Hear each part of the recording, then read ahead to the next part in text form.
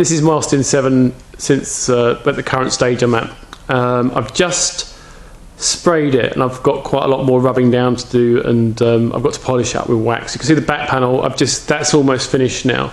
It's come out okay. I don't know in the video image you'll be able to see, but it's still fairly imperfect. It needs, got rubbing comb down, then wax that I'm going to use on that to get that to really shine.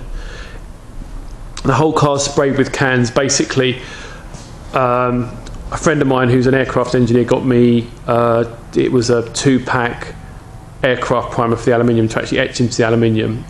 Then I used, that was bright yellow, then I used a black primer, and then I've just finished it off with it's a Humbrol spray green paint, and I think hopefully it'll be durable enough. But it's on the whole car's being built on a very, very tight budget, and it's the whole paint job, mainly because I got the primer for free, has cost me under 50 quid. So that's quite good going. Mind you, I haven't got the paint for the bonnet yet because the bonnet's not made.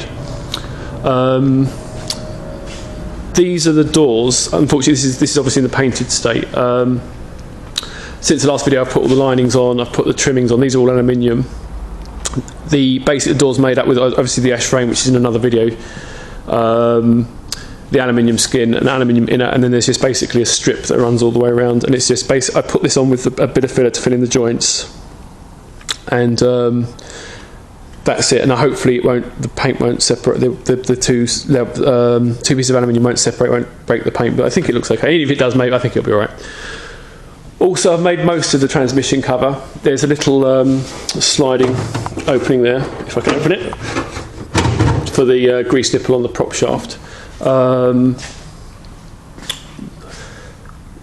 still got a bit to do around a few trims to do around the gearbox when that goes back in. This steering wheel was a bad purchase from eBay. It's not the one I'm going to use. It's far too big and it just looks wrong. I've actually got a box saloon steering wheel to go in, but one of the jobs I have to do is the steering column is too short and I need to extend that. So that's I think it's a fairly involved, it's a proper engineering job rather than a sort of garage job just to get that. I need to extend it 6 inches. An Austin 7 specialist tells me that I've got to extend the outer sleeve as well as the inner core. Also, another feature I've had to do is I've put this brass lip around. This is to hold the back edge of the bonnet. There's a rubber seal which goes. I'm using a standard Austin 7, the sort of rubber that goes around the grille, around there, just for the bonnet to sit on. That does two things. One, it gives a nice edge for the bonnet to sit on, which hopefully when the over centre catches, tighten the bonnet down. That will actually give the shape of the bonnet correctly. And secondly, it allows it's obviously the rubber seal, and with the Austin 7 rubber seal, there's a rubber blimp over here. So if the line-up isn't perfect, it will sort of cover that up. I've had 2 attempts at making the bonnet, and I got it wrong twice. The corners came out lumpy.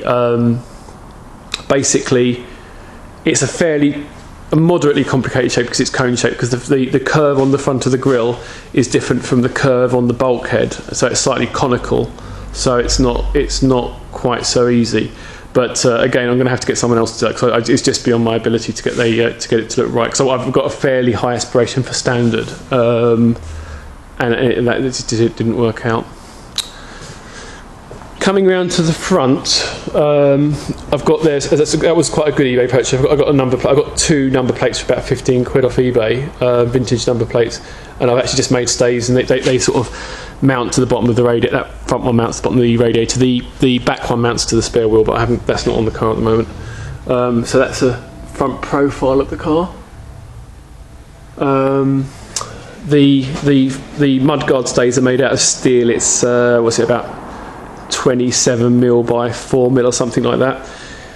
They're not massively rigid, but they're okay. They're not. I've got a friend who's got an Ulster, and these definitely aren't as rigid as the Ulster mounts, but it seems to be okay. It's on the outer edge of acceptable, but they're slightly wobbly, but I think they're okay.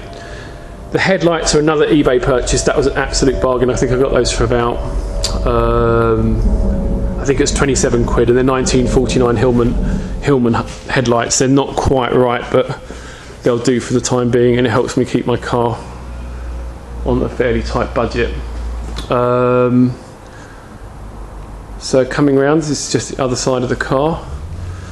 Just get one last overall picture of the car. That's where I'm up to as of the beginning of August 2011.